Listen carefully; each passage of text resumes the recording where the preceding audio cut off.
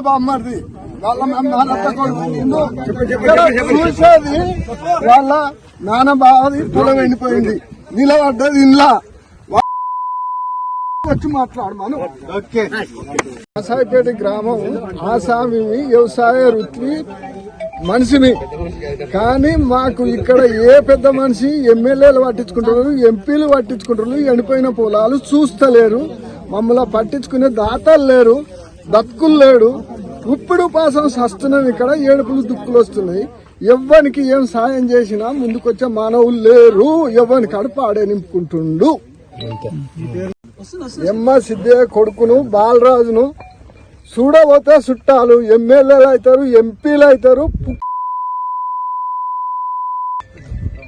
మా చుట్టాలు కాదు, మా పక్కాలు కాదు. మేము ఎండిపోతున్నాం, చచ్చిపోతున్నాం అంటే ఇటంకలు వచ్చేటోళ్ళు లేరు, చూసేటోళ్ళు లేరు. మాకెందుకండి? మీరు పెద్దలు కావచ్చు, దునియా ఉండొచ్చు, కోట్లు ఉండొచ్చు, పాటలు ఉండొచ్చు, పనికిరాని మనుషులు ఎందుకు మీరు అనేది నేను భావించి ముగిస్తున్నాను.